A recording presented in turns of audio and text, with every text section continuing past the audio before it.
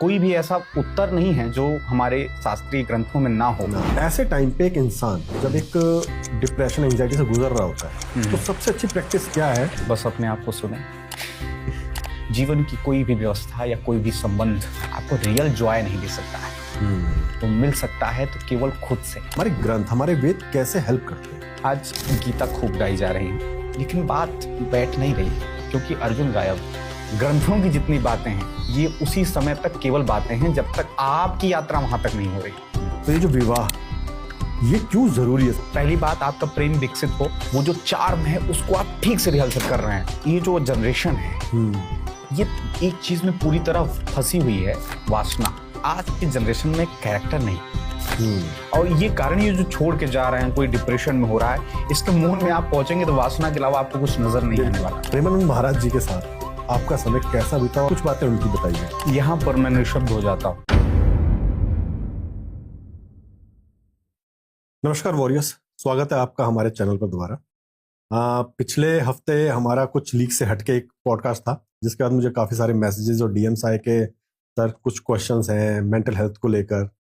तो आज बात करेंगे मेंटल हेल्थ की, आज बात करेंगे सोल की, आज बात करेंगे सेरेनिटी की।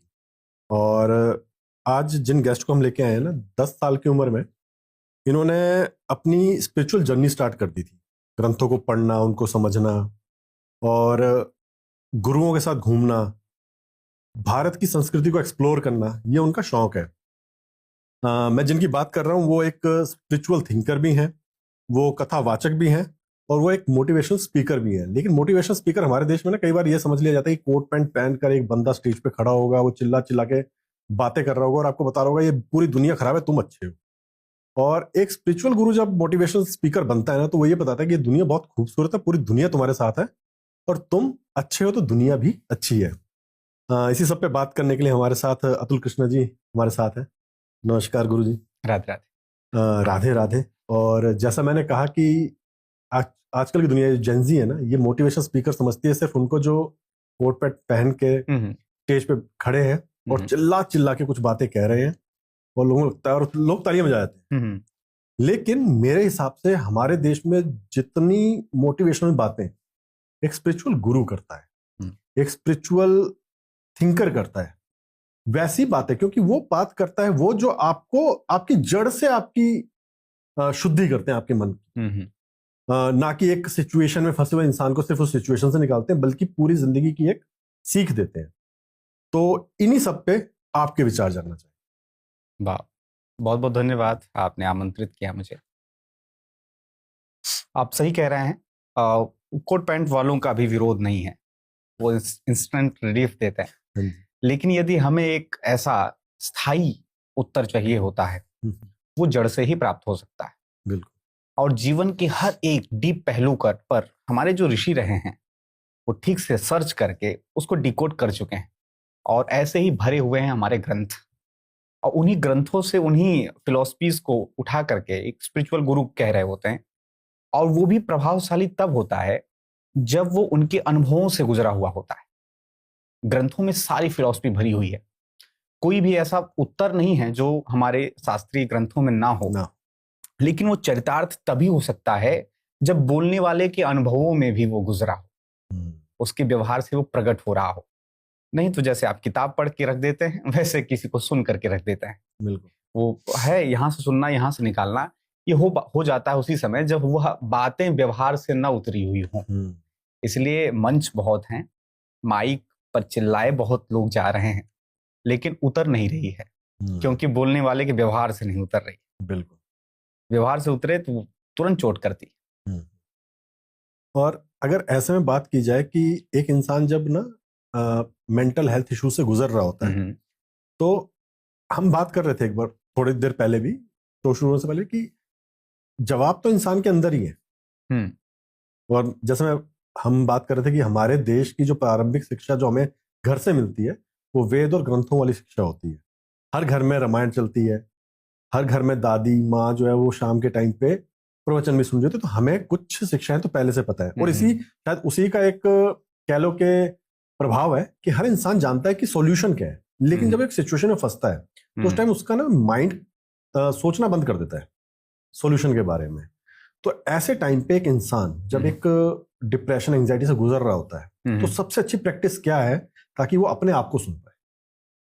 बस अपने आप को सुने।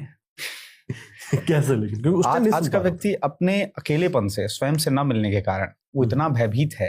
हम्म, वो मेन डिप्रेशन का कारण ये है कि वो जिन कैरेक्टरों को प्ले कर रहा है, कहीं वो पति बना है, कहीं पत्नी बना है, कहीं भाई बना है, कहीं पिता बना है, उन कैरेक्टर में इतना खो गया है। और आज का कोई ऐसा व्यक्ति नहीं है जो अभिनय नहीं कर रहा है। हर व्यक्ति अभिनय कर रहा है, बस उसे पता भी नहीं है कि वो एक्टिंग कर रहा है।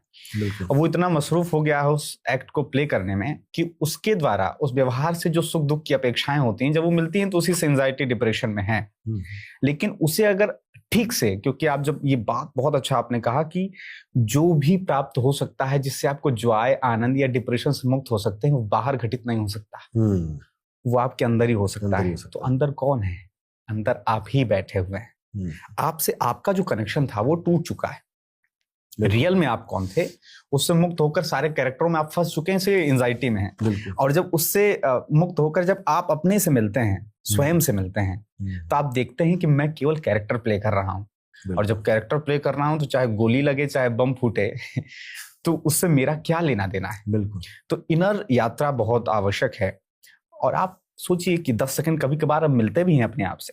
जब बाथरूम की कुंडी बंद हो जाती है और शीशे में स्वयं को आप देखते हैं, तो स्वयं को 10 सेकंड की जब आपकी सुबह सुबह मुलाकात होती है तो मुंह भी बिचका लेते हैं, स्वयं को चिढ़ा रहे होते हैं, हंस भी लेते हैं। वो आपके आप से मिलन है। बिल्कुल। जब वो सतत आपके साथ होने लगती है तो जीवन में जिन कैरेक्टरों से आप अपेक्षाएं रख रहे हैं, सुख दुख का आप समावेश हो रहा है, उन सभी से आप मुक्त हो रहे होते हैं। बिल्कुल। फिर आपका जो अपना व्यक्तिगत आनंद है वो आपसे ही मिल सकता है। और इस बात को गांठ बांध लेनी चाहिए, जीवन की कोई भी व्यवस्था या कोई भी संबंध आपको रियल जॉय नहीं दे सकता है। वो मिल सकता है तो केवल खुद से, बिल्कुल, स्वयं स्वयं की प्राप्ति से। तो आपको धीरे धीरे यात्रा करनी चाहिए। अब ऐसी स्थिति में क्या होता है, जब स्वयं से व्यक्ति मिलता है तो अकेलेपन से वो डरने लगा है। अकेलेपन से इतना भयभीत है कि अकेले जब कहीं अंधेरे में भी जा रहा होता है तो गाना गा रहा होता है कि मैं कम से कम उस गाने से ही अपने आप को कहीं और भेज दूं। बिल्कुल। इतना भयभीत हो चुका है व्यक्ति स्वयं से। और इस एंजाइटी का एक ऐसा पहलू आ जाता है कि हम उसको खत्म ही करना चाहते हैं, स्वयं को ही। बिल्कुल। जैसे आत्महत्या या सुसाइड अटेम्प्ट्स कहते हैं। और ये बहुत दुर्भाग्य की बात है कि आप अपने आप से दूर होकर कहीं और सुख की अपेक्षा करते हैं, आनंद की, जो कि जीवन पर्यंत नहीं मिलने वाला है। आनंद कहीं घटित हो सकता है तो स्वयं में। बिल्कुल। तो धीरे धीरे ये यात्रा करनी चाहिए। आप 10 मिनट बैठो, जैसे किसी नए पर्सन से आप बातें करते करते करते उससे समीपता आप बढ़ाते हैं, ठीक ऐसे अपने आप से करिए। 10 मिनट किसी व्यवस्था के साथ नहीं, किसी व्यक्ति के साथ नहीं, स्वयं के साथ दीजिए। और ये सोचिए कि आप कौन हैं, आप रियल में कौन हैं। ध्यान, मेडिटेशन, न जाने कितनी प्रक्रियाएं, ये सब इसी ओर इशारा कर रही होती हैं कि आप स्वयं से। बिल्कुल।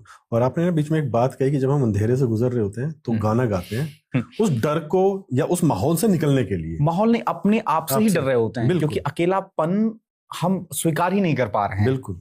और डिप्रेशन, एंजाइटी में मेरे ख्याल से एक वैसा ही अंधेरापन होता है। निश्चित। और वहां पे भी इंसान अगर अपने साथ ही बैठ जाए, जैसे गुनगुना रहा है, तो मैं तो कहता हूँ कि उस टाइम भजन सुन लो। जब मैं डिप्रेशन एंजाइटी में होता हूँ या कभी कुछ सोच ज्यादा हावी होती है तो मैं तो, और रात को नींद ना आ रही हो तो मैं हनुमान चालीसा अपने कान के पास लगा के फोन पे, और आधी होती है और मुझे नींद आ जाती है। मुझे ऐसा लगता है कि जैसे सारी की सारी जो प्रॉब्लम्स है ना वो हनुमान जी अपने साथ ले गए। ठीक है। तो एक इंसान जब उस सिचुएशन से निकल रहा होता है तो कहीं ना कहीं यहाँ बात आती है ग्रंथों की। जैसे आपने कहा कि हमारे ग्रंथ, हमारे वेदों में हर चीज का जवाब है। तो एक क्या मेंटल हेल्थ या डिप्रेशन, इन सब चीजों से निकलने के लिए हमारे ग्रंथ, हमारे वेद कैसे हेल्प करते हैं? महत्वपूर्ण यही है, मैंने कहा कि हर एक बात हमारे लिए नहीं है, क्योंकि हर एक प्रश्न हमारा नहीं। आज गीता खूब गाई जा रही है, माइक लगा लगा के भगवान श्री कृष्ण चिल्ला रहे हैं लोगों के गले से। बिल्कुल। लेकिन बात बैठ नहीं रही, काम हो नहीं रहा। इसलिए नहीं हो रहा क्योंकि अर्जुन गायब है, अर्जुन नहीं दिख रहे हैं कोई। और जिस सिचुएशन में अर्जुन के प्रश्न उठ रहे हैं, जिस उहापोह में अर्जुन हैं, वो कह रहे हैं मैं नहीं लड़ पा रहा हूं। क्या पता वो युद्ध क्षेत्र कुछ और होता तो अर्जुन पराक्रम दिखा रहे होते। उनके लोग सामने खड़े हैं, इसलिए उनसे युद्ध नहीं लड़ा जा रहा। इसका मतलब वो नहीं कि वो हिंसा में प्रवृत्त नहीं होना चाहते, वो अहिंसक की फिलॉसफी इसलिए दे रहे हैं क्योंकि उनके लोग सामने। बिल्कुल। भीष्म पितामह, द्रोणाचार्य, कर्ण के अपने लोगों के अलावा कोई और होता तो मुझे लगता है कि वो बिल्कुल, और उन्होंने दिखाया भी अलग इसी ही तरह। स्थिति में होते, बिल्कुल। और क्षेत्रों में दिखाया भी।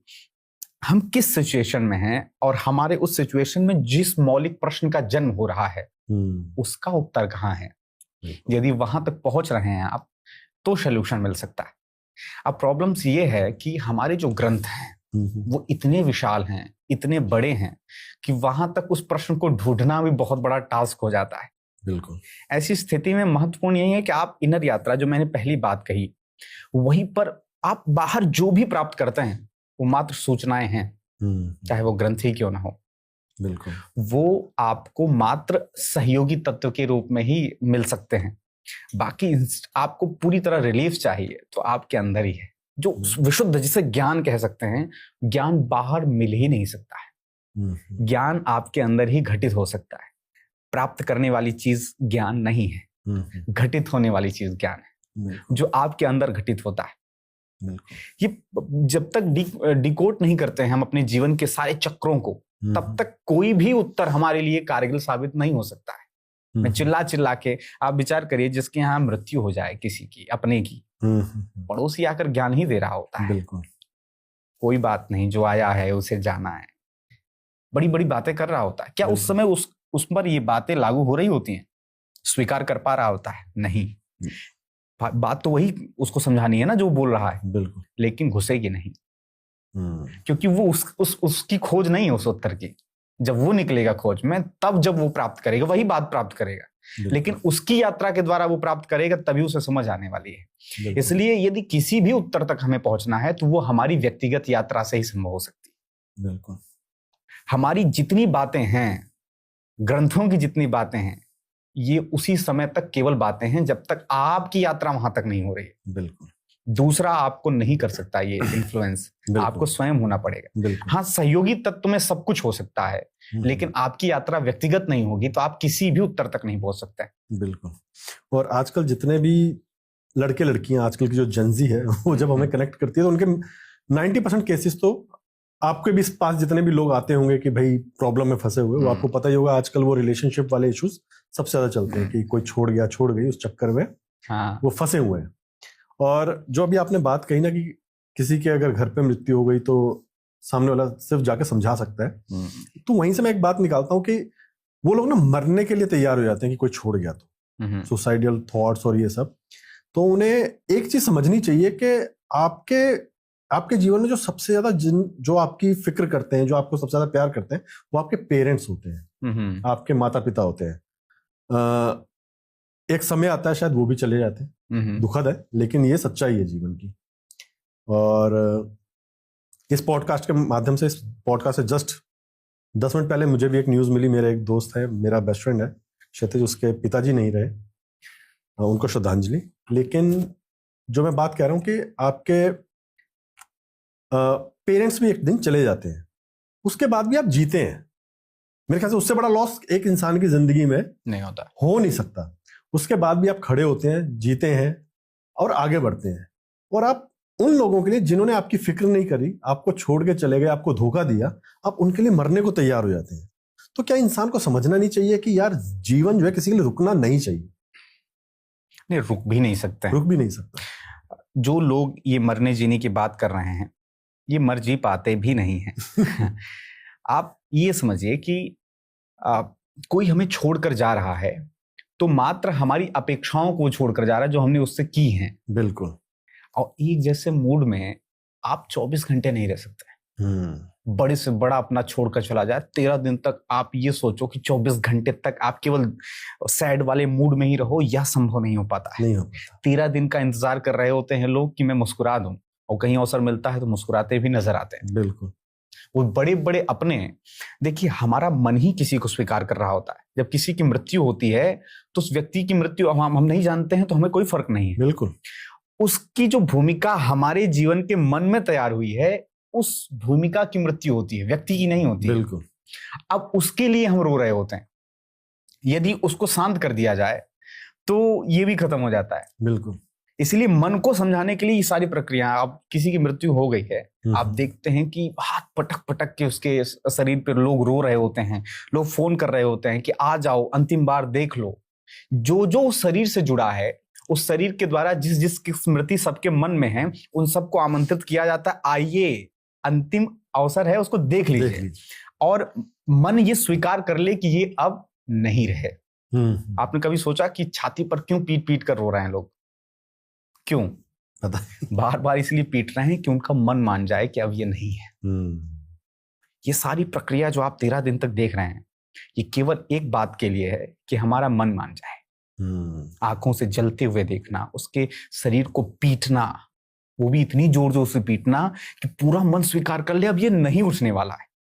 और आप देखते होंगे कोई अगर मर गया है और उसकी स्मृति उसके मन में है, कोई परेशान हो रहा है उससे जुड़ा हुआ व्यक्ति, तो निश्चित तौर पे उसने अंतिम दर्शन नहीं किया उसका। उसका मन ये नहीं जान पाया है कि ये जा चुका है, इसलिए उसके स्वप्न में न जाने क्या क्या होता है। इसलिए अंतिम दर्शन आवश्यक होता है यदि हमारा कोई अपना गया है। पूरी बात इतनी है कि मन स्वीकार कर ले कि ये कैरेक्टर अब नहीं है। मृत्यु की जो आपने बात की, इसलिए लास्ट बार कहते हैं आके एक बार देख ही लो। बिल्कुल। तो हमारा कैरेक्टर मरता है और उसी का हमें दुख होता है कि व्यक्ति का कोई दुख नहीं। बिल्कुल। लोग कह रहे हैं तुम मर गए हैं, आप क्यों रो रहे हो? तो कहते हैं कि मरा कहाँ है, आप सामने ही तो लेटा है, जिससे आप प्रेम करते हो वो तो सामने लेटा है। बोले नहीं, मैं जिससे प्रेम करता था वो अब नहीं है इसमें। वही नाक, वही कान, वही शरीर, कहाँ गया वो? हम जिससे प्रेम करते थे वो एक कैरेक्टर था जो उसने मेरे जीवन में प्ले किया है, अब वो मर गया है। तो शरीर तो वही पड़ा, उस चीज का मुझे दुख है। बिल्कुल। तो ये जो अपेक्षाएं होती हैं किसी कैरेक्टर से, जब वो छोड़ कर जाता है, तो ये जो आपके ये जैनजी वाला शब्द मुझे लगता है 2-4 महीने से ही मैं सुन रहा हूँ। तो ये जो नई जनरेशन, इसको तो समझ में नहीं आता कि ये क्या कर रहा है। अपेक्षाएं हैं, और मुझे लगता है कि समाज ने ठीक से समझ विकसित नहीं की हमारे आने वाली पीढ़ी का। जो आप कह रहे थे कि बचपन से बहुत अच्छी शिक्षा दी जा रही है, मेरे ख्याल से नहीं।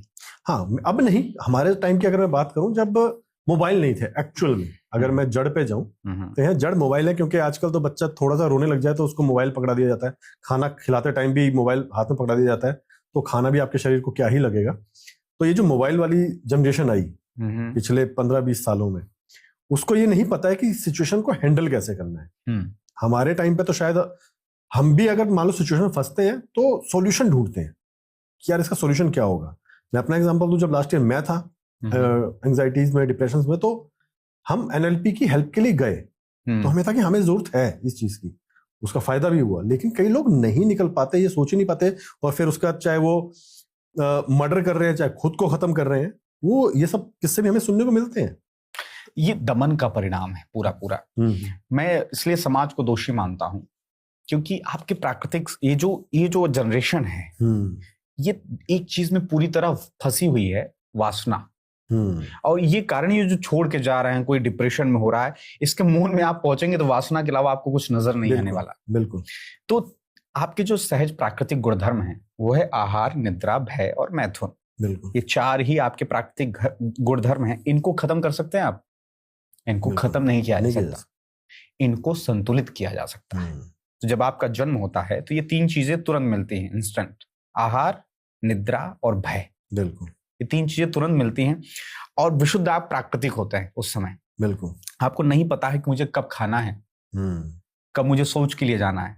आप जो है खाते खाते टॉयलेट भी कर देते थे, लड्डू लेकर के लोग खाते हुए अब लैट्रिन कर रहे हैं। ऐसी बचपन सबने जिया है।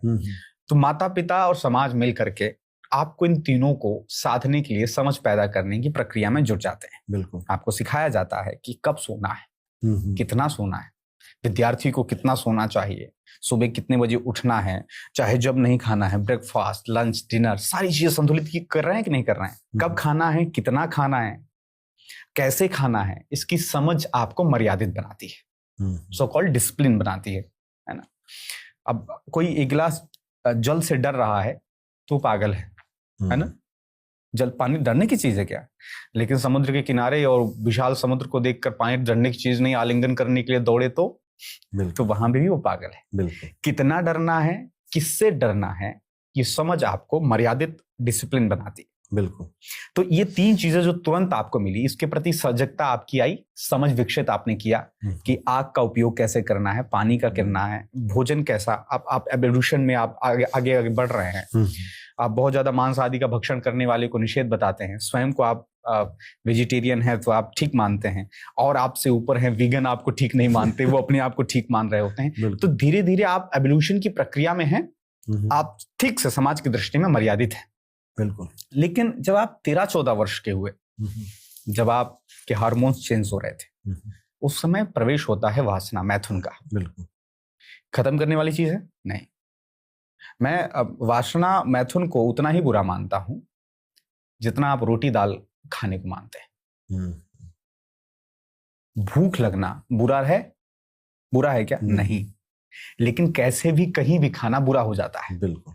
जिसके पास खाने की समझ नहीं है, जो कहीं भी रोड पे बैठा हुआ खा रहा है, नाली से निकाल के, उसे आप पागल कह रहे हैं ना। बिल्कुल। क्योंकि उसकी समझ विकसित नहीं है, वो भी शुद्ध प्राकृतिक ही है अभी, तो उसे हम पागल की संज्ञा दे रहे हैं। ठीक पूरा संसार, केवल एक सो कॉल्ड जनरेशन को नहीं कह रहा हूं मैं, जो अभी आप जिनकी बात कर रहे हैं, पूरा अभी आपका, खास करके आपका भारतवर्ष वासना के संदर्भ में पागल है। क्यों? क्योंकि इसके प्रति समाज ने आपकी समझ विकसित करने में कोई भी काम नहीं किया है। क्या काम किया है? तीनों के प्रति जिस प्रकार से आपकी स्कूलिंग हुई है, समाज ने जिस तरीके से व्यवस्था बनाई है, एक कैरेक्टर बनाया है कि कैसे खाना है, कितने अदब से, वासना के संदर्भ में आपकी क्या समझ है? समाज ने विकसित करने की चेष्टा की, तो मैं इसका दोषी मानता हूं। जबकि इससे पहला वाला जो मेरा समाज था, वो था विकसित। उसने वासना के समझ को विकसित करने के लिए खजुराहो का मंदिर बनाया है। न जाने कितने काम शास्त्र की रचना की गई है, चाहे वो ब्रह्मचर्य से सीधे संन्यास्त में प्रवेश कर रहे हैं, लेकिन उनको मानसिक रूप से इन शास्त्रों का अध्ययन करके गृहस्थ से गुजरना पड़ता था।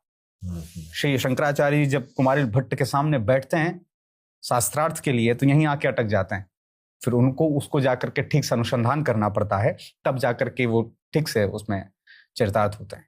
तो महत्वपूर्ण ये है कि इस पर हमारी समझ विकसित ना होने के कारण अब इस संदर्भ में हम जो कुछ भी करेंगे वो गलत हो जाएगा, क्योंकि समझ विकसित नहीं। तो इसी को संतुलित न करने की वजह से हमारा जो जनरेशन है वो थोड़ा अव्यवस्थित हो गया।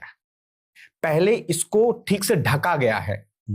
पहले का समाज विकसित नहीं था, मैं नहीं मानता हूं, उन्होंने ढका अच्छे से था। गलतियां करते थे लेकिन उसे ढक कर करते थे। अब वो गलतियां ढक नहीं रही, इसलिए लोगों को दिख रहा है, इसलिए और ज्यादा गलत कह रहे हैं। आपने नाम ही गलती दे दिया है। बचपन की गलतियों से परेशान है तो ये मिलिए, ये करिए, वो करिए। आपने उस काम को गलती का दे दिया है समाज को। समाज की मानसिकता आप देखिए, पहले आप ढककर उस गलती को करते थे, अब धीरे धीरे वो खुल रही है तो आपको लग रहा है कि सब खराब हो रहा है। खराब तो पहले भी था, खराब अब भी है, और खराब रहेगा यदि इसके प्रति आपकी सहजिकता नहीं है, आपकी समझ विकसित नहीं है। तो इस दिशा में समाज को करने की आवश्यकता है काम। नहीं तो ये जो आप प्रॉब्लम सॉल्व करने की बात कर रहे हैं, ये इंस्टेंट रिलीफ मैं दे सकता हूं। अभी मैं बड़ी बड़ी मर्यादा और सती प्रथाओं की कथाएं कहता हूं, तो आप थोड़ी देर के लिए मर्यादित हो सकते हैं। तो आप क्या करेंगे फिर आप एक जेंटलमैन बनने के चक्कर में उन्हीं वासनाओं का दमन करेंगे, और दमन का परिणाम इतना बड़े से विस्फोट होता है कि समाज कांप जाता है। आज आपके भारतवर्ष में ये जो बलात्कार आदि की बृहद घटना आप देखते हैं, एक 6 महीने की बच्ची को देख करके क्या वासना चढ़ सकती है किसी के अंदर। एक 80 साल की वृद्धा को देखकर क्या वासना चढ़ सकती है। वो वासना उसके प्रति नहीं है, वो केवल ऑब्जेक्ट बनी है। वासना उसकी दमन की गई कई वर्षों की है, जो फूट रही है। उसे भी नहीं पता होता है कि उसने किस गलत काम को अंजाम दिया है। उसे आप पूछो तो नहीं पता होता उसे। मैं इसका सपोर्ट नहीं कर रहा हूं, लेकिन ये दमन का परिणाम है। तो कहीं ना कहीं हमारी उसकी समझ विकसित। भूख अगर मुझे बहुत दिनों की लगी है तो भोजन मिलते ही मैं मर्यादित नहीं खा पाऊंगा, मैं टूट पड़ूंगा जानवर की तरह। और ये समाज ने इस भूख को दमन करके इस परिणाम की ओर भेजा है। मैं एक दृष्टांत सुन रहा था। एक स्टूडेंट था, वो प्रयागराज में तैयारी कर रहा था। वहां रूम लेकर के बच्चे पढ़ते हैं, कहीं भी स्टडी करने जाते हैं। तो वो जहां स्टडी करता था, ये केस शायद दर्ज भी हुआ है, तो वहां पर एक बुढ़िया थी जो पैसे लेने देने का काम करती थी। तो जो पैसे नहीं दे पाते थे, आप जानते हैं कि फिर गुंडे भेजा जाता है। वो पिक्चरों बिल्कुल। में भी आप देखते हैं कि उससे फिर धमका करके, तो आए दिन वो खिड़की से देखता था कोई ना कोई पिट रहा है, क्योंकि उसने जो है सूद ब्याज वापस नहीं किया है। तो वो जब देखता था, बताओ ये 60 साल की बुढ़िया है, इसके अंदर क्या है कि लोगों को रोज मारती रहती है, इसे मार देना चाहिए। वो प्रतिदिन देखता था कोई ना कोई पिट रहा है। वो कई वर्ष बीते हैं ये देखते हुए, उसके अंदर ये भाव बढ़ता चला गया घृणा का उस बुढ़िया के प्रति, कि बताओ ये कितना अत्याचार करती है, बेचारे कमजोरों को मारती है। तो एक दिन उसकी फीस आने में लेट हो गई, घर से पैसे भेजने थे, तो उसने सोचा कि ये भी पैसे लेने देने का काम करती, इसी से ले लेते हैं, बाद में वापस कर देंगे। तो वो गया, कुर्सी पे वो बैठी थी, पीछे से उसने कहा कि आप मुझे 3,000 रुपए दे दें, अगले महीने आएगा मैं आपको वापस कर दूंगा। बुढ़िया कुर्सी से टर्न की है और उसको न जाने क्या हुआ, वो दौड़ कर गया है और उसने उसका गला दबाया, बुढ़िया का और गला दबाया और उसकी मृत्यु हो गई। और जबकि वो पैसे मांगने गया है। और जब उसकी मृत्यु हुई तब उसे होश आई, ये मैंने क्या कर दिया। क्योंकि वो जो परिणाम निकला है वो कई वर्षों के दमन का है। वो जो सोच रहा था उस बुढ़िया के प्रति, वो दिखते ही सामने से उसने वो कृत्य उसके साथ घटित हो गया। जब उससे पूछा जाता है कि तुमने ये क्यों किया, तो उसके पास उत्तर नहीं होता है। आज बड़ी बड़ी मशीनरी बनी है ये चेक करने के लिए कौन झूठ बोल रहा है कौन सही, तो उसमें भी वो सत्य ही बोल रहा है, लेकिन हाँ उसने मर्डर किया है, यह भी सत्य है। तो ये कई वर्षों के दमन का परिणाम है। ठीक यही चीज यहां पर भी लागू होती है। पूरी राक्षस हो चुका है समाज, ये मैं पूरा स्वीकार करता हूं, लेकिन इसके मूल में पहुंचने की आवश्यकता है यदि ठीक से इसे ठीक करना है। तो आज का जनरेशन इसीलिए दिग्भ्रमित हो रहा है क्योंकि हम उसकी समझ विकसित नहीं कर पा रहे हैं। जबकि मैं ये कहते हुए संकोच नहीं है मुझे कि इस दिशा में पाश्चात्य देशों ने ठीक से काम किया है। आप क्या 80 वर्ष की अवस्था तक मैंने लोगों को देखा है वासना से लबालब भरे, बिल्कुल, अपने भारत में। मैं ये निंदास्पद मत लीजिए, इससे आप समझ की ओर आगे बढ़िए, क्योंकि मुझे गर्व है अपने भारतीयता पर, लेकिन ये हमें समझना पड़ेगा कि केवल आत्मविश्वास होना महत्वपूर्ण नहीं है, समझ की ओर बढ़ना महत्वपूर्ण है। 25 वर्ष का मैं युवान देखता हूं, वो यहां हरे कृष्णा करने आ रहा है, भारत को एक्सप्लोर करने आ रहा है, और अभी से नहीं न जाने कितने दिनों से वो काशी को समझने आता है, भारत को समझने आता है क्या है यहां पर। आपने कभी सोचा कि जाएंगे थोड़ा अमेरिका का इतिहास खोलेंगे, उसको जानेंगे, इंग्लैंड को जानेंगे? आप अपने इन चारों गुणधर्म से ही नहीं निकल पाते हैं, हार, निद्रा, भय, मैथुन, और 25 साल में सब छान के चला आता है। तो इसका मतलब है कि हमारी समझ विकसित करने की आवश्यकता है। इसका मतलब ये नहीं कि हमारी समझ विकसित नहीं थी, अब नहीं है। यदि हम अभी भी अपने जड़ में पहुंचे तो सारी व्यवस्थाएं हमारे ऋषि मुनियों ने, हमारे समाज ने किया था कि हमारी समझ इन संदर्भों में विकसित हो पाए। वैसे अब धीरे धीरे ये चीजें हो रही हैं, अब चीजें खुलकर हो रही हैं, तो लोगों को वो स्वीकार करना में थोड़ा सा प्रॉब्लम समय लग रहा है। तो जैसा आपने कहा कि हमारे जो पहले सब कुछ व्यवस्थित था, तो अब आते हैं हम युगास पे ही। तो जो हमारे युग है, कई बार ना कुछ जो कथावाचक है या कुछ जो स्पिरिचुअल गुरु है, वो हमें एग्जाम्पल्स देते हैं पिछले युगों के, कि उस युग में ऐसा था, सतयुग में ये था, और हमसे अपेक्षा ये की जाती है कि आज के युग में भी हम वैसा ही जिए, कि हमारा जो व्यवहार है वो वैसा ही होना चाहिए। लेकिन क्या ये संभव है? बहुत दिव्य प्रश्न है ये, और ये समझने की आवश्यकता है कि युग किसका आप गणना करते हैं। युग मतलब एक समय ना, समय, और आपके पास यदि प्राचीनतम कुछ गणना करने का है व्यवस्था तो समय की ही है। आप मिनट, घंटा, प्रहर, दिन, साल, युग, बिल्कुल, मनवंतर, कल्प, ये सब समय की ही गणनाएं हैं। तो समय सतत यात्रा में है, और समय की यात्रा के साथ जो है वो है सनातनी, और समय की जो सतत यात्रा है उसका नाम है सनातन। बिल्कुल। और समय की यात्रा में कौन नहीं है? इसलिए कोई भी ऐसा वस्तु नहीं है, कोई भी ऐसी व्यवस्था नहीं है जो सनातन से जुड़ी हुई ना हो। बिल्कुल। अब जब आप समय से विलग हो जाते हैं तो आप सनातन से विलग हो जाते हैं। जो समान रूप से चल रहा है उसी का नाम सनातन है, इससे अच्छी परिभाषा नहीं हो सकती है मुझे लगता। तो समय यात्रा में है पूरी तरह, और समय भी समय की ही यात्रा में है। Time is also time traveller. तो अब ये समय शुरू होता है सतयुग से, जो आपके पास गणना है। बिल्कुल। सतयुग का मतलब ऐसे लोग जो पूरे इमोशन में भरे हुए हैं, पूरे इमोशनल लोग हैं। हरिश्चंद्र ही केवल सत्यवादी नहीं, पूरा का पूरा पूरा युग और वहां सत्य। के लोग। आप विचार करिए, आपको इतना यहाँ पे आ जाए वैराग्य, महाराज जी ने सब इतनी सुंदर बातें की और आप अपने घर जाएं, अपने श्रीमती जी से कहें कि जो हमने ये घर बनवाया है, अब मन कर रहा है कि हम लोग चलें और वृंदावन रहें, और ये घर जो है मैं महाराज जी को दान कर रहा हूं। क्या रिएक्शन होगा? पागल समझेंगे। वो कहेंगे पागल हो क्या? तुरंत अपने शायद पिताजी को फोन करेंगे या आपके पिताजी को, इनको बेदखल करिए प्रॉपर्टी से, ये पगला गए हैं, कहीं कल दे ना दें। आप विचार करिए, जिस समय हरिश्चंद्र ने जाकर अपनी पत्नी से कहा होगा कि मैंने स्वप्न में पूरा राज्य दान किया है, और उन्होंने चू नहीं किया, इसका मतलब वो भी उसी भाव में है, वो भी सहर्ष उनके साथ राजी हैं सारी चीजों में। तो वो पूरा युग वहां के लोग ठीक ऐसे ही हैं।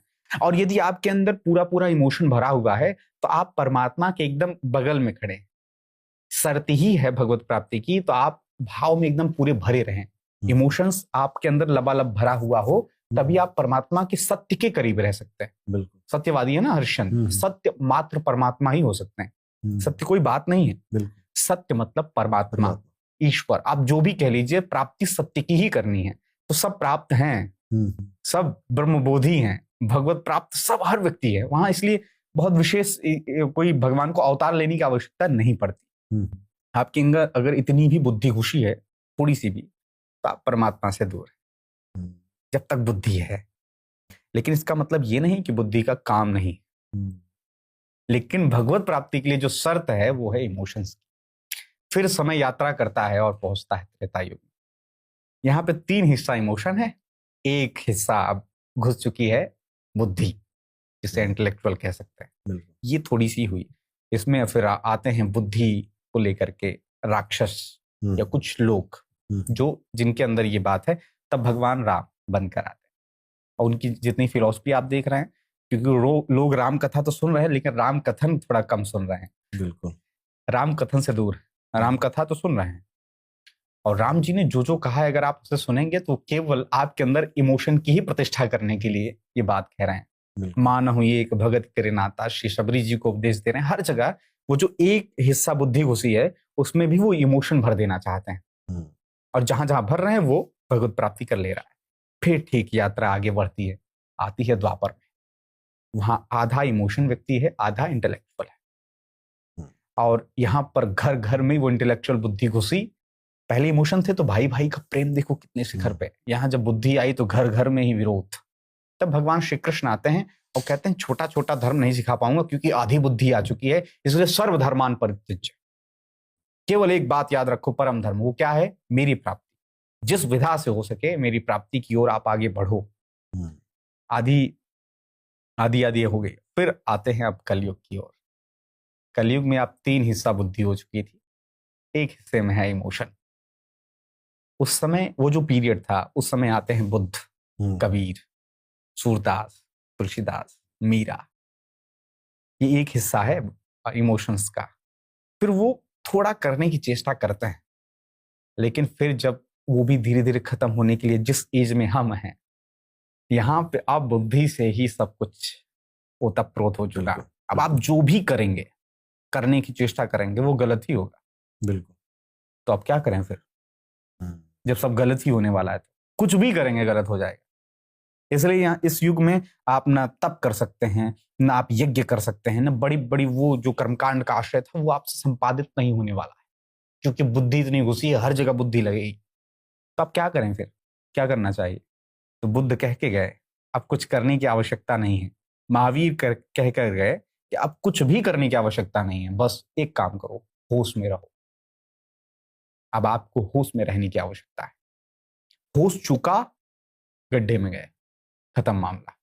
अब यदि आपको समय की सवारी करनी है, क्योंकि समय पे सवारी का ही ये सब शर्त रही हैं, इमोशन से ही आप पूरी तरह भाव निमग्न होकर ही समय पर बैठ सकते हैं, जो आपको सत्य तक पहुंचाएगा।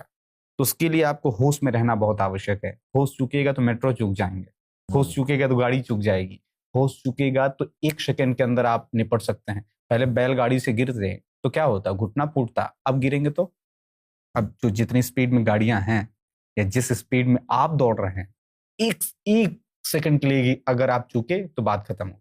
बिल्कुल। अब केवल एक मांग है इस समय की कि आप होश में रहिए, होश ही आज में आपको रखेगी। और अगर आप आज में हैं तो आज में है, और आज में ही रामकृष्ण है। अगर आप ये सोचते हैं कि त्रेता और द्वापर में रामकृष्ण है तो आप भूल में हैं। रामकृष्ण ऐतिहासिक पुरुष नहीं है, रामकृष्ण पौराणिक है। तो जो सतत यात्रा में, इसलिए उनको नित्य नवीन कहा जाता है, उन्हें नित्य कहा जाता है।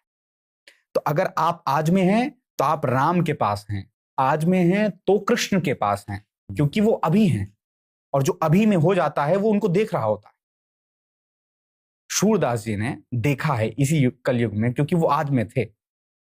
तुलसीदास जी ने देखा है उनका, आप यदि आज में ट्रेवल कर रहे होते हैं और आज आप परम होश की स्थिति में आते हैं, होश बहुत यात्रा करनी पड़ती है। हर एक छोटी छोटी चीजों पर जब आप ध्यान देना शुरू करते हैं, मेडिटेशन ध्यान बैठकर करने वाली केवल चीज नहीं है, ध्यान करना नहीं है, ध्यान देना है। बिल्कुल। हर एक प्रतिक्रिया पर आपका ध्यान होना चाहिए। ध्यान मतलब होश, आप क्या कर रहे हैं। मेरी उंगली हिल रही है तो मुझे पता होना चाहिए क्यों हिल रही है। और धीरे धीरे इस अभ्यास को आप बढ़ाते हैं तो ऐसी स्थिति आती है, जब आप परम होश की स्थिति में आते हैं तो आपका डायमेंशन खुल जाता है। आप देख रहे होते हैं कि रामकृष्ण की लीला यही हो रही है, अभी हो रही है। और जब उस होश की यात्रा में वो महापुरुष पहुंचते हैं, तुलसीदास जैसे सरीखे, तो देख रहे होते हैं राम की लीला नहीं हो रही। तो जब वो लिखते हैं तो वो जीवंत हो जाती है। रामचरितमानस इसलिए हमारे लिए इतना प्रासंगिक अभी भी है, तुरंत घटित होने वाली है, क्योंकि वो देखी हुई कथा लिख रहे हैं। बिल्कुल। वो गए नहीं हैं, पुरानी कथा नहीं लिख रहे हैं, वो अभी की कथा लिख रहे हैं। बिल्कुल। इसलिए यदि आप परम होश में हैं तो आज में हैं। यदि आज में आप नहीं, हल्का सा भी चूके, थोड़ा सा भी अगर आप पीछे हैं तो आप चल नहीं पाएंगे, आप सर्वाइवल मोड में नहीं आ सकते हैं। तो इस समय की जो मांग है वो है होश की, वो है अभी की। तो वर्तमान में रहने की पूरी चेष्टा की जाए, और जो आनंद, जो जॉय सबसे ज्यादा यदि घटित हो सकता है तो वो आज में ही है। और कुछ लोग ना कनेक्ट कर पा रहे होंगे कि आपकी बातों में ना प्रेमानंद महाराज की कुछ बातों की झलक है। तो लोगों को बता दूं कि अतुल कृष्णा जी जो हैं वो प्रेमानंद महाराज जी के शिष्य हैं, और बहुत कम उनके शिष्य हैं जिनको अनुमति है वृंदावन से बाहर जाकर और अपने विचार और अपनी बातें बताने की। तो प्रेमानंद महाराज जी के साथ आपका समय कैसा बीता, और कुछ बातें उनकी बताई जाए। यहां पर मैं निशब्द हो जाता हूं, क्योंकि अब वो एक है ना दोहा की, पूरी धरती के वृक्षों को तोड़ करके मैं कलम बना लूं, पूरे समुद्रों को और स्याही बना लूं, तो गुरु गुण लिखा ना जाए। तो वो मैं यहीं आकर, मैं आप किसी भी तथ्य पर यदि चर्चा करना चाहेंगे तो मैं कर सकता हूं, लेकिन यहाँ आकर मैं निशब्द हो जाता हूँ, क्योंकि ये मेरे मौन की स्थिति होती है। इसको मैं शब्द देने की चेष्टा भी नहीं कर पाता जी। और एक ना आजकल जो हमारे पास इसी जनरेशन के जो काफी सारे क्वेश्चंस आते हैं कि वो एक तो कमिटमेंट की तरफ नहीं जाते, ज्यादातर जो आजकल की जनरेशन है उन्हें, वो प्रेमानंद महाराज जी ने पीछे एक बात भी कही थी, अगर आपको याद हो, कि अगर आप 4-5 लोगों के साथ इन्वॉल्व हैं तो उसके बाद आप नहीं रह जाते किसी एक के लिए लॉयल रहने।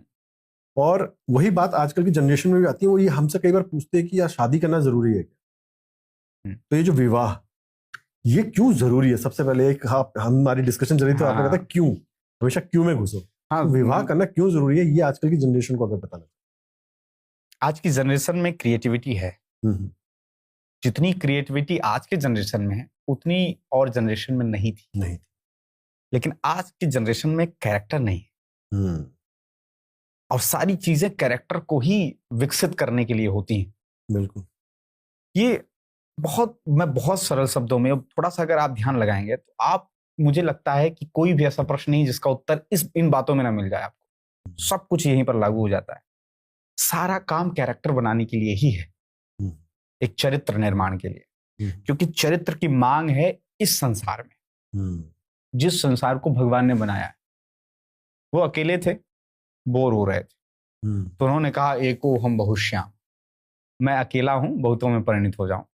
एक डायरेक्टर है, वो बोर हो रहा है आज के समाज को देखकर, तो वो पिक्चर बना देता है, ठीक है, उससे आप मनोरंजित होते हैं, वो इन्वॉल्व हो जाता है। एक डायरेक्टर विलन बनकर किसी के द्वारा वो अभिनय कर रहा होता है, एक डायरेक्टर उसी के थॉट्स हीरो बनकर एक ही डायरेक्टर है। देखा जाए तो पिक्चर में जितने रोल्स दिख रहे हैं उसका कर्ता धर्ता कौन है? डायरेक्टर ही है। बिल्कुल। उसी के थॉट्स हैं, उसी की स्क्रिप्ट है, सारी चीजें हैं। वो आकर पहले अभिनय भी कर रहा होता है कि तुम्हें ऐसे एक्टिंग करनी है। ठीक परमात्मा ने भी पूरा संसार ऐसे ही बनाया है।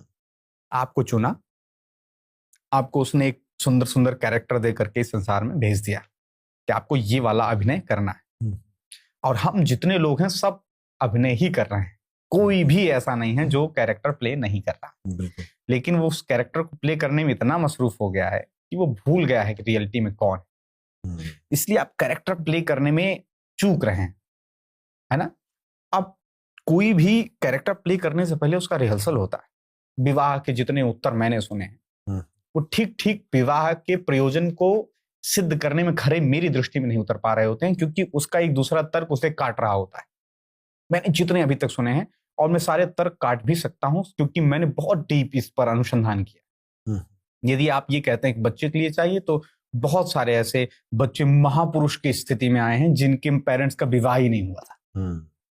यदि आप कहते हैं कि संतुलित जीवन चाहिए, तो अब अगर आप देखेंगे औसतन विवाह की रेशियो को, तो चरितार्थ होते हुए नहीं दिखते हैं। और दूसरी तरीके से मानसिक वर्ण किया हुआ कोई एक जोड़ा वो अच्छे से जीवन जी रहा होता, संतुलित एक दूसरे पर विश्वास करके। तो विवाह की सबसे बड़ी उपयोगिता कहां सिद्ध होती? कोई भी ऐसा व्यक्ति नहीं है जो अपनी स्पिरिचुअल यात्रा में, चाहे वो किसी धर्म का हो चाहे किसी देश का हो, वो अपनी एक व्यक्तिगत यात्रा तय करना चाहता है, अपने उद्गम की ओर जाना चाहता है। चाहे वो उसे अल्लाह कह ले, चाहे जीसस कह ले, चाहे जो नाम ले ले। हम लोग चाहे परमात्मा की प्राप्ति कह ले, हमें एक उद्गम की यात्रा करनी है, पहुंचना है वहां तक। बिल्कुल। उद्गम को एक ऑब्जेक्ट बना लेते हैं, और हम लोग इसीलिए इतने दिव्य दिख रहे हैं इस धर्म को लेकर के, हिंदू धर्म को, क्योंकि हमने ऑब्जेक्ट इतना सुंदर बनाया है, उस ईश्वर का जो स्वरूप दिया है इतना दिव्य है कि हम ठीक से इस यात्रा को घटित कर पाते हैं, बल्कि और नहीं कर पाते हैं। इसलिए नहीं कर पाते हैं कि वो उस यात्रा को बड़ा सक्रियला बना दिए हैं, और वो उनको बड़ा प्रॉब्लम हो रही है चलने में, क्योंकि वो इतने कंजेस्टेड हो गए हैं। हम इतने विशाल हो गए हैं कि आप अपने मनपसंद कैरेक्टर को बना सकते हैं, जिस तक आपको यात्रा करनी है। बहुत डीप समझें।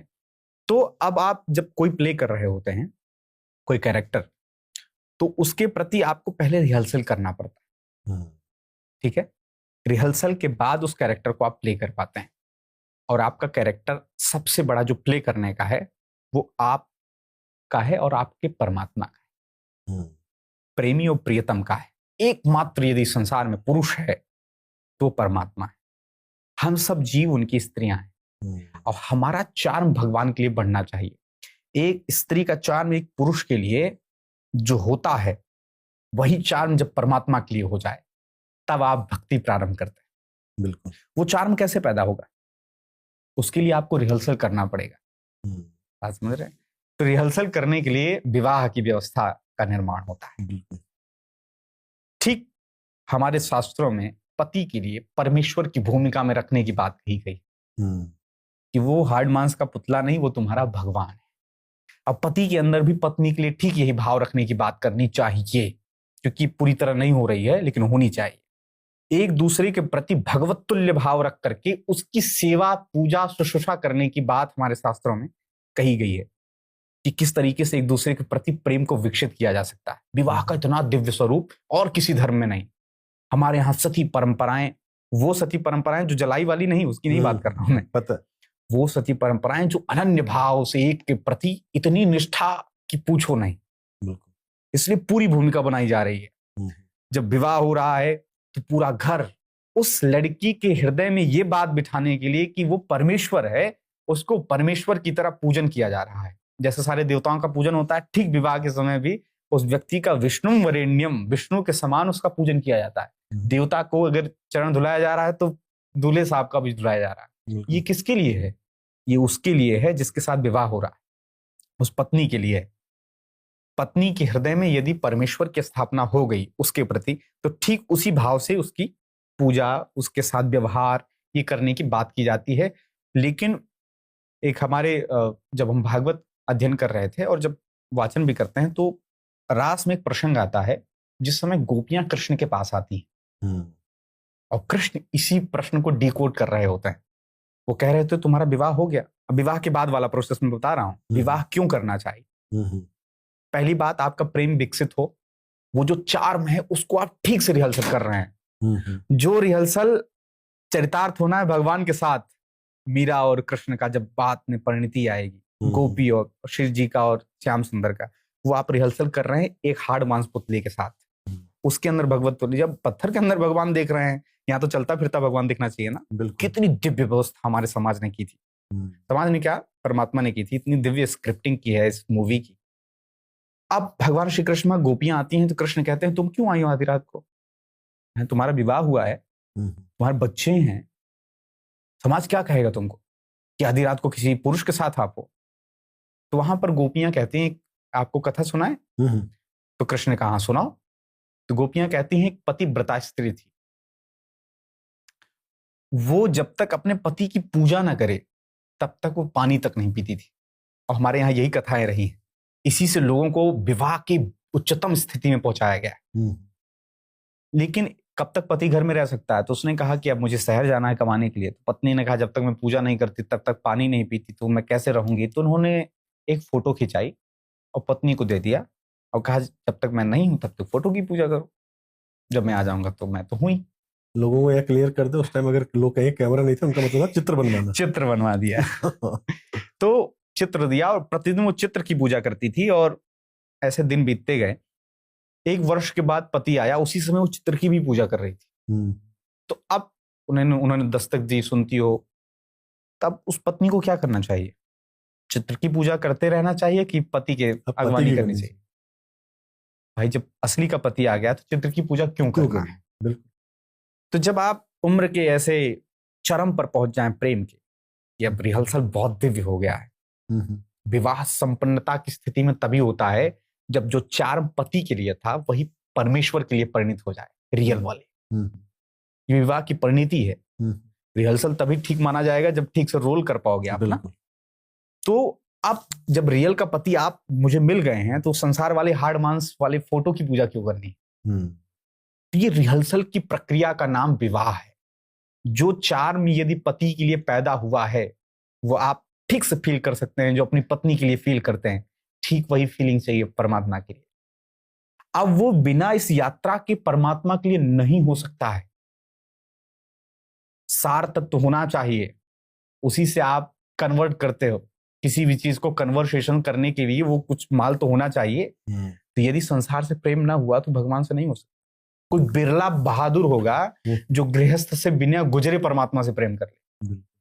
नहीं तो सबके लिए अवश्यम भावी यही स्थिति है कि उसे गृहस्थ से गुजरना पड़ेगा, सारे संबंधों से प्रेम करके रिहर्सल करना पड़ेगा। फिर भगवान कहेंगे सबकर ममता ताग बटोरी, मम पद बांध विनय बडोरी। सबसे जितना प्रेम तुमने बिखेरा है सबको इकट्ठा करो, सबके लिए जो चार्म तुमने पैदा किया था वो मेरे लिए हो जाए। विवाह का अंतिम उद्देश्य यही होना चाहिए कि जो चार्म हमारा अपने पार्टनर के प्रति था वही परमेश्वर के हो जाए। विवाह का मात्र इतना प्रयोजन है। और विवाह सक्सेस भी इसीलिए है। अगर ये काम ना हुआ, विवाह घटना घटेगी लेकिन जो जिस लिए विवाह की घटना होनी थी वो नहीं घटेगी। बिल्कुल। और अभी जाते जाते ना एक दो सवाल है। जैसे जब आपने बात की विवाह में चामुन और एक तो एक के प्रति अनन्यता। अब ऐसे में हमारे पास कुछ केसेस आते हैं जो लड़कियां अपने हस्बैंड तक को धोखा देके किसी और के पास है। या फिर एक केस आया था हमारे पास जिसमें एक लड़का जो है वो एक लड़की से को अपनी तरफ करने के लिए अपनी बीवी की बुराइयां करता था। कहता है कि मेरी बीवी जो है मुझे रिस्पेक्ट देती है, सब कुछ देती है। मेरे हिसाब से रिस्पेक्ट सबसे बड़ी चीज है। बिल्कुल, उससे ऊपर तो कुछ होना नहीं चाहिए। बिना रिस्पेक्ट दिए हम भक्ति नहीं कर सकते। और फिर भी वो कहता है कि वो रिस्पेक्ट वगैरह सब देती है but she is not fun loving and she is not good on bed. Okay, अब ऐसे लोगों के पापों की सजा क्या है? मैं कह रहा हूं कि जो आपकी यात्रा है उस यात्रा में आप जहां भी गड़बड़ाए वहीं पर आप डाउनफॉल में चले जाते हैं। बिल्कुल। विवाह का यह दिव्य अवसर आपको इसीलिए मिला है जो मैंने अभी बताया। लेकिन उसमें अगर आप बेड तक सीमित हैं, उसमें यदि आप एक दूसरे के शरीर तक ही मात्र सीमित हैं, तो वो जो प्रेम वाली घटना घटनी थी वो नहीं घटेगी। बिल्कुल। प्रेम बाद वाली बात नहीं है। ऐसा नहीं होता कि फर्स्ट हैंड साइड होता है, ये सिस्टम नहीं। वन साइडेड भी होता है। प्रेम वन साइडेड ही होता है। बिल्कुल। टू साइडेड वाली कोई बात नहीं, यदि जैसे ये बात आती है वैसे प्रेम की हत्या हो जाती है। बिल्कुल ये सच है, क्योंकि एक इंसान जिस आपकी लेवल का जो- प्यार करता हाँ, है बिल्कुल, दूसरा वो कर ही नहीं सकता। निश्चित रूप से जब आपके अंदर प्रेम की घटना घटती है तो शरीर भाव से आप ऊपर उठ रहे बिल्कुल। होते हैं। निज सुख दुख गोपी न करे विचार, आपकी बिल्कुल। अपनी नित्य निज प्रसन्नता या सुख दुख वो उसके लिए हो जाता है। बिल्कुल आप खुशी मुस्कुरा ही तभी रहे होते हैं जब वो खुश मुस्कुरा रहा होता है। बिल्कुल। यहीं पर स्वतंत्रता की भी बात लागू हो जाती है। तो ये प्रेम बहुत सुंदर दिव्य स्वरूप लेता है, और प्रेम ही तो प्रिय है परमात्मा को। ये जैसे आप ये सरल शब्दों में समझें, विवाह वो यात्रा है जो आपके अंदर प्रेम प्रकट करती है, बिल्कुल। और वो प्रेम जैसे ही प्रकट होता है परमात्मा प्रकट हो जाता है। बिल्कुल बस यही सिंपल भाषा में इसकी परिणति है। अब इस प्रेम से जैसे आप चूके, आपने वासना लिप्त की इसमें, आपने बिजनेस व्यापार लिप्त किया इसमें, बिल्कुल। आपने एक्सपेक्टेशन अपेक्षाएं मिक्स की इसमें, उसी समय इस यात्रा से आप चूक जाते हैं। बिल्कुल फिर आपका डाउनफॉल में ही जाना है सब कुछ। बिल्कुल। और ऐसे में तो जो ये केस था उसमें उस लड़की ने उस लड़के पे भरोसा भी कर लिया, जो ये कहता है कि मेरी बीवी बिस्तर पे आज अच्छी की नहीं है, तो मुझे यार- एक तो रखनी है, तो मैं तुझे रख लेता हूँ। वो ये सोच के चली गई, अच्छा ये देखो मुझसे प्यार हाँ, कर, जबकि उसे ये नहीं पता कि कल को ये तुम्हारे बारे में भी यही कहेगा तीसरी से। निश्चित। तुम अगर पहली नहीं हो तुम आखिरी भी नहीं हो। लेकिन ये समझ विकसित करने की आवश्यकता है, क्योंकि उनकी गलती इसलिए नहीं है कि उनको पता भी नहीं है कि विवाह क्यों करना। बिल्कुल जी यात्रा में अभी बता रहा हूं, क्या आपको पता है? आपको तो पता है कि बस कि अच्छे बच्चे अच्छे समाज में अपनी प्रतिष्ठा के लिए एक के साथ रहने के लिए विवाह का लाइसेंस जरूरी है। बिल्कुल। लेकिन विवाह का यह परिप्रेक्ष्य है कि हम ठीक से अपनी स्पिरिचुअल अपनी आध्यात्मिक यात्रा तय करें, उसके लिए सहयोगी है। ये कौन बताएगा? बिल्कुल ये वो बताएगा ना जो इस यात्रा में है। बिल्कुल। और ये समझ विकसित नहीं होने के कारण तब ये वाली घटना होंगी, वो केवल एक सेटिस्फेक्शन या एक शारीरिक अपना मिलान, उसके लिए इसका लाइसेंस स्वरूप मान लेते हैं, तो वो यही करेंगे। बिल्कुल। और यहाँ मैं दर्शकों को भी थोड़ा सा ना क्लियर कर दूं कि अगर आप किसी चीज से सेटिस्फाइड नहीं, यानी बन नहीं रही, अब यहाँ पे तो एक बहुत बड़ी चीज थी कि रिस्पेक्ट करती है, तो इससे ऊपर का कोई मापदंड हो ही नहीं सकता एक रिलेशन को बनाए रखने के लिए। लेकिन अगर कोई किसी और वजह से, तो हम डाइवोर्सेस को गलत नहीं कहते, ना मैं कहता हूं, क्योंकि अगर आपकी नहीं डोरी सिस्टम है जो जिसके खिलाफ लड़कियों को जाना चाहिए, या डोमेस्टिक वायलेंस है, तो इन चीजों से आप डाइवोर्स ले सकते हो। उसके बाद किसी के साथ अगर आप इन्वॉल्व है वो गलत नहीं है। लेकिन आप एक रिश्ते में रहते हुए अपनी बीवी से कह रहे हैं कि मुझे रिस्पेक्ट वगैरह सब मिलती है, मेरे घर पे बच्चों को अच्छे से देखती है, मेरी माँ का अच्छे से ख्याल रखती है, लेकिन वो फन लविंग नहीं है और वो बिस्तर पे अच्छी नहीं, इतनी बड़ी बात कहना। और उसका अगर एक औरत उससे से बात भी कर रही है सुनने के बाद भी सामने वाली, तो उसका करेक्टर भी अच्छा नहीं है। क्योंकि एक इंसान किसी औरत, ये समझने वाली बात है, अपनी बीवी के बारे में इतनी बड़ी बात कहना, मतलब ये सामने वाला करेक्टर का लड़का तो है नहीं, और उसके बाद भी आप उस पर बात भी कर रहे हैं कि अच्छा देखो मुझसे प्यार करता है। मेरे ख्याल से ये केसेस जो हैं ये एक्सट्रीम है। मतलब इसके बाद अब जाते थे महाराज जी, आजकल की जनरेशन जब भी डिप्रेशन एंजाइटी में फंसे, तो उनको क्या प्रैक्टिसेस करनी चाहिए उनसे निकलने के लिए? डिप्रेशन और एंजाइटी ये हमारे संबंधों से हमारी अपेक्षा का ही एक परिणाम है। जब हमें कोई वस्तु नहीं मिलती है तो हम उसके डाउनफॉल में चले जाते हैं। इसलिए यदि आप निरंतर खुश रहना चाहते हैं या उससे तुरंत निकलना है आपको, तो महत्वपूर्ण है आप अपनी ओर लौट आइए, अपने आप से प्रेम करिए आप ढंग से, क्योंकि आपको सबसे ज्यादा आनंदित या प्रेम से ओतप्रोत कोई कर सकता है तो आप खुद हैं। कोई भी व्यक्ति इतना सा दुख या इतना सा सुख दूसरे को दे ही नहीं सकता। हमारे पास जो लौट कर आ रहा है वो हमारा ही एक रिएक्शन है एक्शन का। तो महत्वपूर्ण है उस एक्शन पर आप विचार करिए कि हमें ये जो मिल रहा है ये क्यों मिल रहा है, उसके मूल में पहुंचकर उसको जड़ से खत्म करिए। और ये होगा तभी जब आप स्वयं से मिलने की दिशा में आगे बढ़ चलेंगे। तो ठीक से कैरेक्टर को समझने की आवश्यकता है कि हम लोग प्ले ही कर रहे हैं। जब मैंने ये डिकोड किया कि हम सब कैरेक्टर प्ले कर रहे हैं एक दूसरे के साथ, जिस दिन आप ये समझ जाते हैं तो आप बताइए कि पिक्चर आप देख रहे हैं और किसी को गोली लग रही है, अब आपको कोई मिल जाए मॉल में वही हीरो, आप कहोगे बड़े कष्ट के साथ ये पूछना पड़ रहा है आपको गोली लगी थी तो आपको तो बड़ा दुख हो रहा होगा। तो कहेंगे नहीं नहीं भाई, कैरेक्टर प्ले कर रहा था मैं, उस समय मैं भाई बना था किसी का, तो उस चक्कर मैंने गोली खाई थी। तो आप भी ये ठीक से ये जान लीजिए कि आप भी कैरेक्टर ही प्ले कर रहे हैं, बस आप भूल गए इसलिए गोली का असर आपको लग रहा है। आपको याद आ जाए कि आप रियल में कौन हैं, आप तक गोली पहुंच नहीं सकती। आपको किसी का सुख नहीं प्रभावित कर सकता, ना किसी का दुख प्रभावित कर सकता है। आप प्रभावित हो रहे हैं तो केवल अपने कारण से हो रहे हैं। जब अपने कारण से आप डिप्रेशन में हैं तो आप ही उस डिप्रेशन से स्वयं को निकाल भी सकते हैं, दूसरा नहीं। बिल्कुल। तो आप अपनी अपेक्षाओं का तार तोड़िए, काटिए तुरंत और अपनी ओर लौटिए। और उसके लिए जो जो आश्रय आपको सहयोगी तत्व आसपास दिखते हैं, चाहे वो मेडिटेशन हो, चाहे वो अच्छी किताबें हों, चाहे लोगों को सुनना हो, जो चीजें आपको आप तक पहुंचाने के लिए सहयोगी हैं, उनका आश्रय लीजिए और अपनी ओर यात्रा तय करिए। जी, और धन्यवाद अतुल जी। और जाता तो ये कहूँगा कि इस उम्र में ना, जहाँ, क्योंकि अगर उम्र के हिसाब से देखा जाए तो आप भी जेनजी में ही है जो जनरेशन है, लेकिन ये जरूरी नहीं है कि भाई जेनजी का मतलब यही है कि हाँ आप सिर्फ बाहर घूम रहे हैं, पार्टी कर रहे हैं, वही जेनजी नहीं है। एक वो जनरेशन भी है जो इसी उम्र में स्पिरिचुअली लोगों को ज्ञान भी बांट रही है और लोगों की हेल्प भी कर रही है।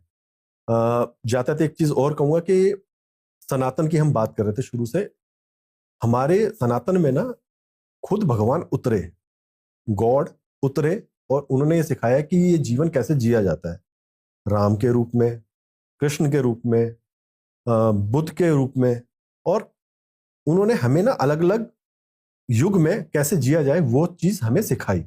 बाकी हर धर्म में मैसेंजर भेजा, और हमारे लिए खुद भगवान उतरे, अपना कोई मैसेंजर नहीं भेजा, वो खुद उतरे और बताया कि ऐसे जीना चाहिए। तो सनातन पे गर्व करो, उसकी शिक्षाओं को लेकर आज के युग में कैसे जीना चाहिए, पिछले युग में नहीं जाना है, इसी युग में उन शिक्षाओं को लेकर। और जो हमारे पास एडवांस चीजें हैं, महाराज जी से बात भी हो रही थी तो कह रहे थे आजकल एआई का जमाना है, अब तो मशीनों का जमाना भी नहीं रहा। तो उन चीजों को ग्रहण करके, लेकिन अपने संस्कार पुराने रख के आपको आगे कैसे बढ़ना है उस पर ध्यान रखिए। डिप्रेशन, एंजाइटी, जैसे महाराज जी ने आखिर में कहा कि निकलना तो खुद ही है, और ये बात फैक्ट भी है।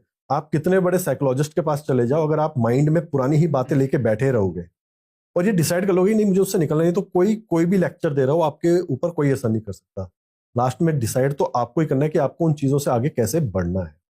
तो इन्हीं शब्दों के साथ धन्यवाद अतुल जी, आप चैनल पर आए और लोगों की हेल्प की, और दोबारा आपसे जरूर बिल्कुल मुलाकात होगी। ये तो अभी चटनी हुई है, बिल्कुल बिल्कुल, अभी तो पूरा व्यंजन बाकी है। बिल्कुल। और कुछ एक सीरीज लेके आएंगे हम, अलग अलग टॉपिक्स पे, लोगों के अलग अलग जो जिस तरह की हमारे प्रॉब्लम्स आती हैं, हाँ, उन पे हम बात करेंगे। बिल्कुल, उन्हीं को रिलेट करना बहुत महत्वपूर्ण भी है। बिल्कुल।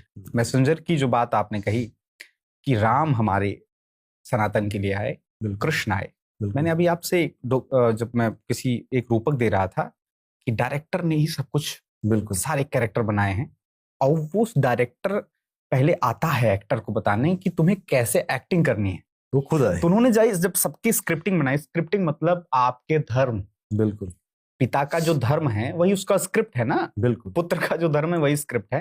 वो डायरेक्टर आता है हमारा, जिसने ये पूरी बढ़िया से बैठकर देख रहा है कि कौन कितना अच्छा कैरेक्टर प्ले कर रहा है। तो उन्होंने आकर के राम के रूप में उस कैरेक्टर को प्ले करके बताया कि आपको पुत्र कैसा बनना है, बिल्कुल, आपको पिता कैसा बनना है, आपको पति कैसा बनना है, आपको मित्र कैसा बनना है, आपको भाई कैसा बनना है। और अब उस डायरेक्टर ने जैसा प्ले किया ठीक वैसे आप करिए, बिल्कुल, तो आप बहुत अच्छे एक्टर माने जाएंगे। बिल्कुल। और जब आप अच्छे एक्टर हो जाएंगे तो वो फिर डायरेक्टर आपको अवार्ड भी देगा फिर पूछेगा बहुत अच्छी एक्टिंग तुमने की है, आप क्या चाहते हो, बिल्कुल, पूरी इस लीला से मुक्त करें, या तब आप कहोगे नहीं नहीं नहीं मजा आ रहा है, अभी फिर से मुझे एक्टिंग करनी है।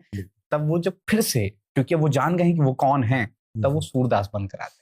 बिल्कुल, तब वो रैदास, मीरा, ये वो जीव हैं जिनको मुक्त जीव कहा जाता है। बिल्कुल, बुद्ध, कबीर को मुक्त जीव इसलिए कहा जाता है क्योंकि ये मूल तत्व को जानते हैं कि ये एक्टिंग करने आए हैं, इसलिए इनके सारे चरित्र बड़े एकदम साफ साफ सुथरे होते हैं, जिसको आप फॉलो करना चाहते हैं। और वो हमारे आपके लिए ही आते हैं, ये बताने के लिए तुम एक्टिंग में इतने मसरूफ मत हो जाओ कि तुम अपना मूल कैरेक्टर भूल जाओ। बिल्कुल, इसलिए सनातन से बाहर कुछ नहीं है। बिल्कुल, यदि हम सनातन से बाहर यदि स्वयं को समझते हैं तो इस सुंदर व्यवस्था से दूर हो जाते हैं। बिल्कुल, इसलिए चाहे मुस्लिम हो, चाहे क्रिश्चियन हो, चाहे जो भी धर्म हो, राम सबके लिए आए। बिल्कुल, आपको भी अपने माता पिता भाई पुत्र के साथ ठीक यही व्यवहार करना है जो राम करके गए हैं। तो ये सनातन किसी एक के लिए नहीं है, सबके लिए है, कोई सनातन से बाहर नहीं है। बिल्कुल, कोई भी नहीं। बिल्कुल, और इन सारे जो हमारे डायरेक्टर आए हैं ये केवल हमारे नहीं हैं, आपके भी हैं। और ठीक से इन डायरेक्टर को अपना स्वीकार करके इनके पद चिन्हों का अनुकरण किया जाए। बिल्कुल, और इन्हीं शब्दों के साथ धन्यवाद अतुल जी, आपका भी धन्यवाद आमंत्रित करने। Thank you warriors.